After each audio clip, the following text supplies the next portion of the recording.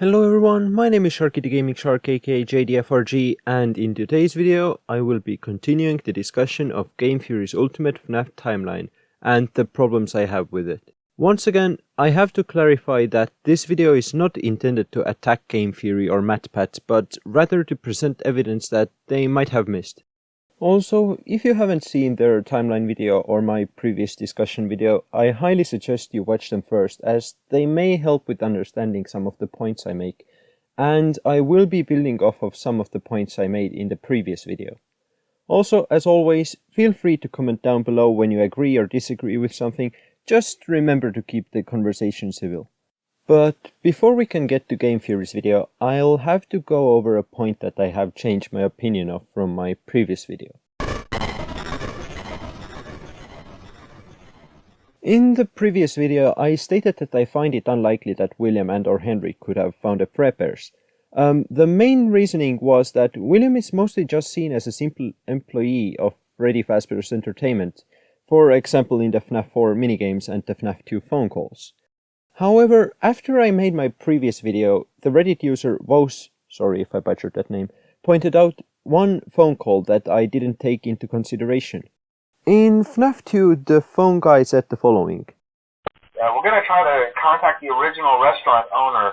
I think the name of the place was Fredbear's Family Diner or something like that.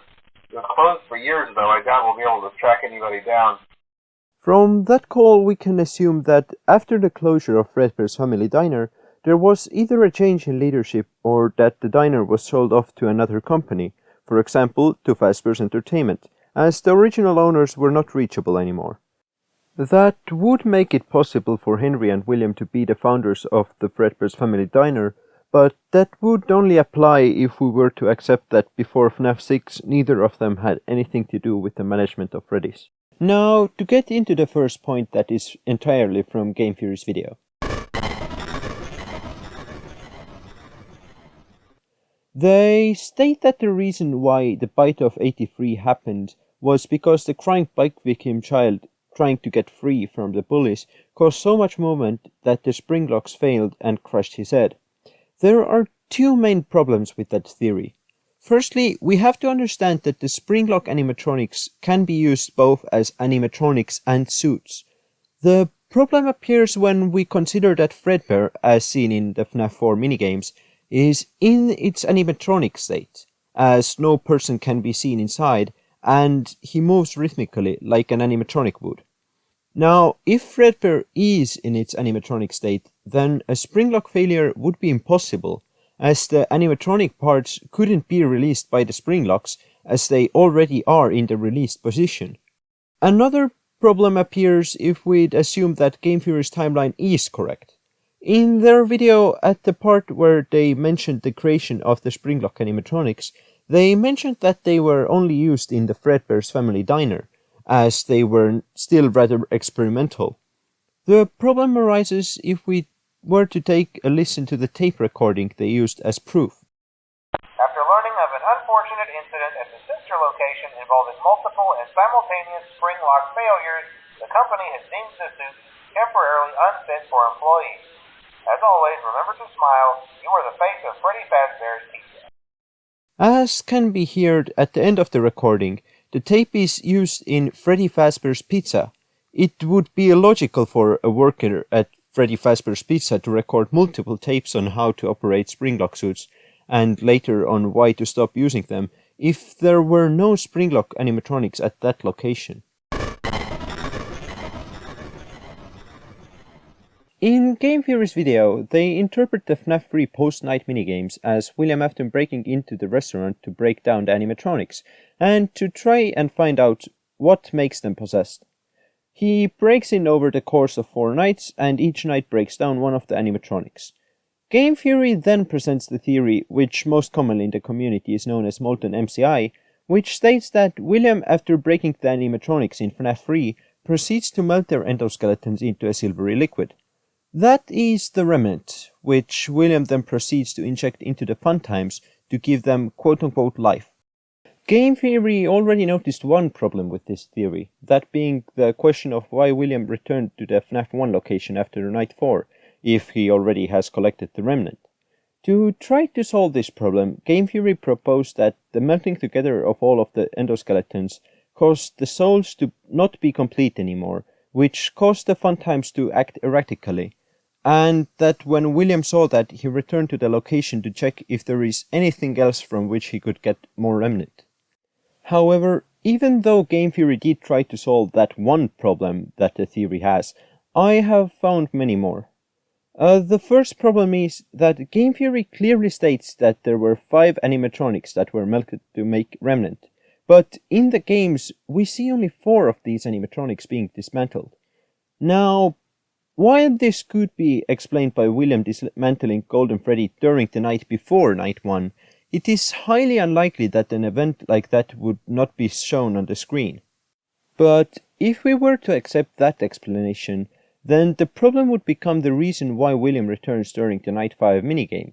If we were to follow Game Theory's ultimate timeline, then it would be highly logical for William to return to the location in search of any extra remnant, as if he was the co-founder of Freddy Fazbear's, a theory that Game Theory presented in the previous part of the timeline, then he would know how many animatronics the location would have.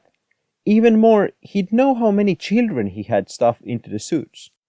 The only solution to the problem would be that he went there to dismantle Golden Freddy, but that would be impossible, as he would have already dismantled Golden Freddy by then. Another point that my friend Dark Opal pointed out to me that hasn't been thought of much before is the possibility of the minigame taking place on a single night, as we don't see William ever leaving the location. If that would be the case, then William would have been attacked by the spirits before having a chance to gather any remnant. A problem in FNAF 3 regarding the death of William through the spring locks is created when the phone dude mentions the following. But like I said, we're trying to track down a good lead right now. Some guy who helped design one of the buildings says it was like an extra room that got boarded up, or something like that. The problem arises when we take a look at the end of the night minigames, where we can clearly see that the safe room is not boarded up, which means it must have been done after William got spring-locked. Game Theory tries to explain this by stating that the location, although abandoned after FNAF 1, still had a guard present, who, after finding the dismantled animatronics, decides to call in the owner, who by Game Theory's theory would be Henry, to check the damages, and he then decides to board up the room. The main problem is the first point that I mentioned, by which Henry should logically not be the owner of Freddy's. The other problem arises from the placement of when the minigames take place. At first glance, it would be logical to assume that the minigames take place after FNAF 1, as the location is the FNAF 1 location, and it looks like it has been abandoned for a while, but as ID's Fantasy pointed out in a video where they tried to solve the sister location timeline placement problem, when we take a look at the animatronics, we can notice that there are buttons on the chest of Freddy and Bunny. However, the buttons can only be found in the designs of Withered Freddy and Withered Bunny. That might hint that the minigames take place before FNAF 1. Another reason for that is that the phone guy who died in FNAF 1 tells in the FNAF 3 tapes about the closing of the safe rooms. One of the minigames that has been interpreted in many ways by fans is the Midnight Motorist minigame. Lately, the most important question has seemingly become who was the he who went to that place again, and who left the presumably animatronic footprints in the ground outside of the broken window. Now, Game Theory has tried to solve the problem by saying that the one in the room was Michael, who hallucinated the crying bite victim child's ghost. The main problem is that if it was a hallucination, then we wouldn't see the footprints, as we are playing as someone else. The only way that it would be possible was if the orange guy was Michael, but that wouldn't be possible according to Game Theory's theory, as they say that orange guy is William Afton. A widely discussed topic in the FNAF fandom is the reason why and how the FNAF 4 gameplay takes place, with some people theorizing it to be simple nightmares experienced by the playable character, while others theorized the animatronics to be illusions, which in reality are just endoskeletons using illusion discs, which are basically small discs introduced in the novel trilogy that by using high-frequency sounds could make people see stuff. My main problem with the issue is that the only proof that can be used to support the illusion discs existing in the games and during FNAF 4 is the inclusion of the locations of the animatronics as grey squares in the sister location break-in room map. But even then, it just indicates that the nightmare animatronics probably exist physically, without specifying if they are as they appear in the game or something different. Another point that makes this map proof questionable is the inclusion of all of the possible locations for plush wrap in the map, as I think it is logical to assume that there is only one plush wrap in FNAF 4. Well, this video was a pain to make, but thank you for watching through it. I'd like to thank Dark Opal and Recovery Plays for helping review my script, and for telling me about the evidence I would have missed otherwise. Be sure to check out their channels down below. Also, I would like to thank these guys on the screen right now, who answered some of the questions I had about certain things. If you noticed any problems that my interpretations have, or would just like to say something, then I'd appreciate if you wrote them down in the comments. Anyways, I have decided that ChatGPT cannot tell me what to do, so give the video a dislike if you didn't like it, and don't subscribe if you don't want to, and see ya in the next video. Also, a fun fact, only while rewatching the second episode of Game Theory's timeline, I noticed that we both used the FNAF 3 night sound